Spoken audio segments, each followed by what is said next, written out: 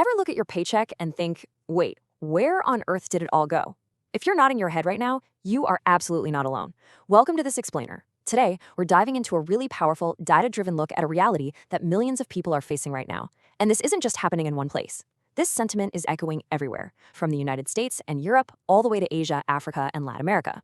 We're going to explore what we call the global salary paradox. It's that unsettling reality of widespread financial anxiety among people who did everything right. They have the degrees, the careers, and supposedly stable incomes. So let's just jump right in. So why does earning more actually feel like less? It's kind of the defining question of our time, isn't it? Millions of middle-class workers globally are currently staring this exact paradox right in the face. Think about it. You work incredibly hard for a promotion, you finally get a raise, maybe you even switch companies for a massive bump in pay. But then, at the end of the month, the math just doesn't seem to add up. You don't feel any wealthier. In fact, you might actually feel more squeezed than you did before. And the human cost of that math? It's severe. Just listen to this. I did everything right, got the degree, the career, the stable income, but I'm exhausted, anxious, and just working to survive. I mean, wow.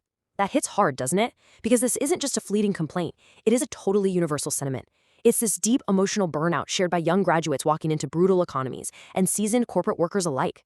It's that crushing collective realization that the traditional blueprint for financial security, it might actually be fundamentally broken. Okay, to really unpack this crisis, here's what we're going to cover today. 1. The global salary paradox. 2. Wages versus corporate profits. 3. The cost of modern survival. 4. The digital lifestyle trap. 5. AI and future job security. And finally, 6. Redefining financial survival. Let's get to it. First up, Section 1. The global salary paradox, the widening gap between wages and living costs. So there is a massive difference between just earning an income and actually building wealth. Earning an income means you're trading your time for a set salary. And today, that barely covers modern survival. It's highly taxed and it gives you minimal leverage. Building wealth, on the other hand, is all about accumulating assets that appreciate and leveraging systems. Now, historically, a standard salary allowed you to do both. You could build wealth and support your family's dreams. But today, those two concepts have radically decoupled. For most of us, a salary is now literally just an income tool to survive, not an engine to build wealth. And you know what's crazy? This decoupling isn't just an entry-level problem. We're seeing young graduates entering incredibly difficult economies. Absolutely. But we're also seeing mid-level corporate workers experiencing severe burnout. Freelancers and gig workers are facing unprecedented instability. Parents are just drowning in modern expenses. And perhaps the most surprising part? Even six-figure earners are feeling highly insecure, often secretly living paycheck to paycheck. This squeeze is hitting basically every single demographic. Moving on to Section 2. Wages versus corporate profits. Systemic contributors to the financial crisis.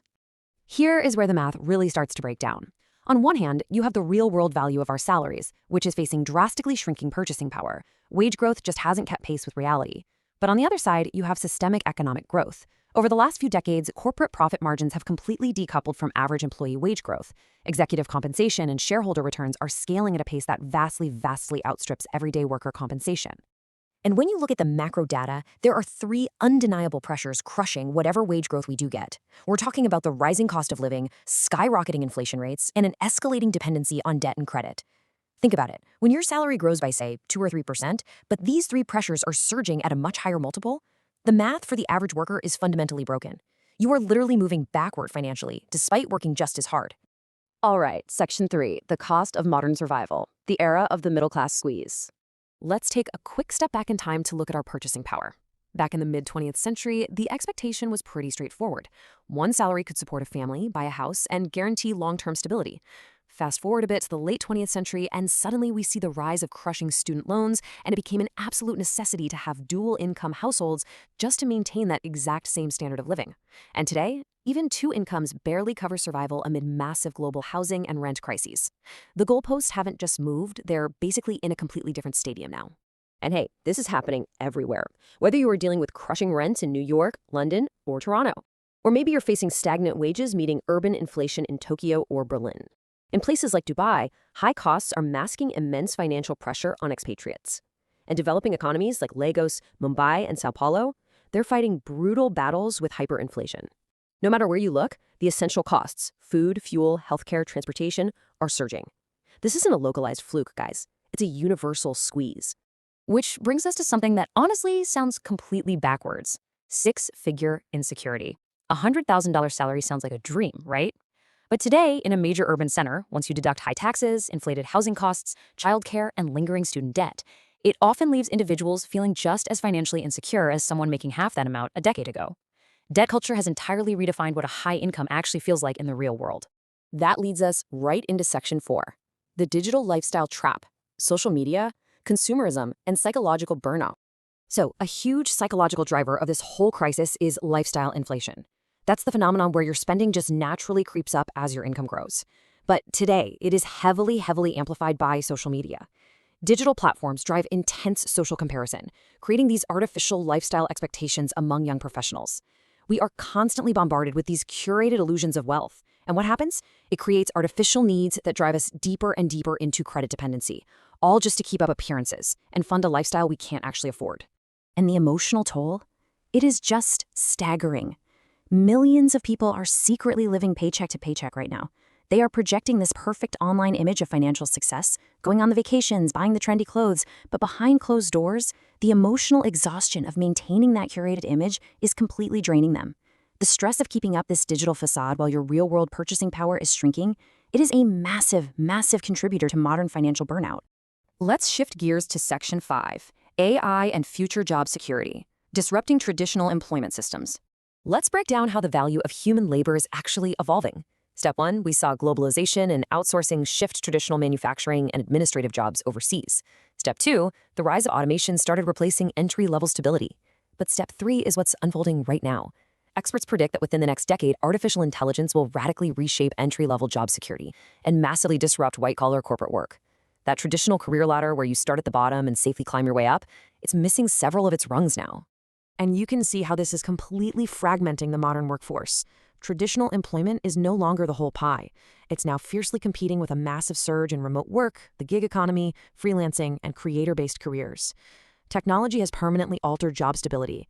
What that means is relying on a single traditional salary from one corporation is increasingly being viewed as a high-risk strategy rather than the safe bet it always used to be.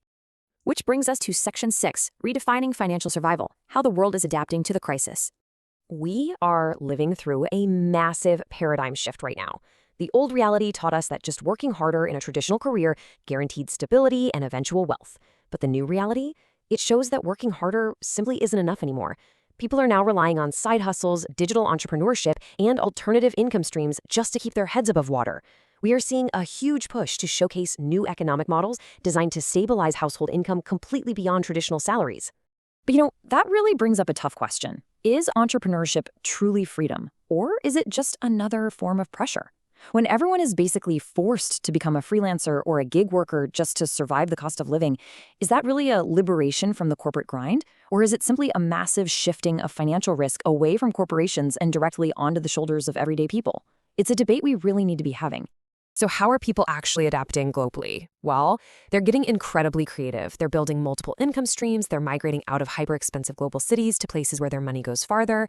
They're actively rethinking the ROI of traditional degrees in the AI era.